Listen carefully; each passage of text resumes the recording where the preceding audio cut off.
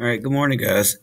We have one more day before we take our point of view test. So I made this little slide as a helpful way to try to find the point of view of other characters as well as the author. Y'all are pretty good at figuring out the author's point of view, but not other characters. So this is what we're going to do today after you finish your already time.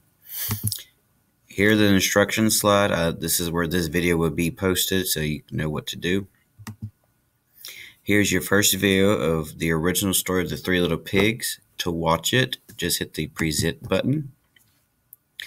Most of you know this already, and then it'll load up to the full screen, and then you can just hit play from there. Okay, see how it's loading up? You can hit play, and then you can make it full screen, just like that, clicking that button.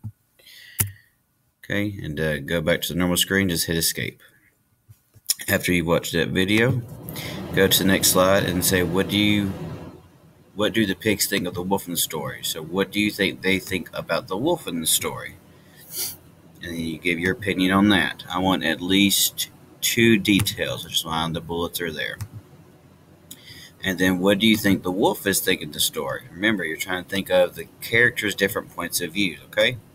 Also, I want at least 2 bullets in that story. Remember, they need to be complete sentences. After you do those 2 slides, I have the true story of the Three Little Pigs. To watch that one and listen to it, make sure you do the same thing. You hit the present button. It's going to load up.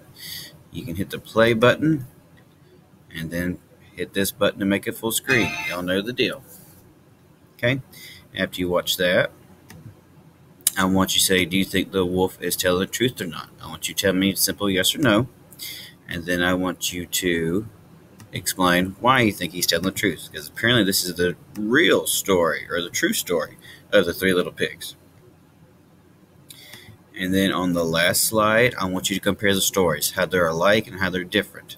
Now, the first story, just say what specifically is different about them. Just a few words, or 1 word each. So, for example, in the first story, there were, see, they all have 3 little pigs, but pigs were kids in that one. In the second story, the pigs were adults. So I'm just going to give you these 2 as an example. I'm going to leave them there on the slide. And the one thing that's the same about both stories, well, there's both 3 pigs and a wolf. Now you have to think of one more similarity, one more thing that's different about the first story, one more thing that's different about the second story. So this should be pretty easy, a little different activity. Figured y'all can handle this pretty nicely, but this is after you do your already time, okay?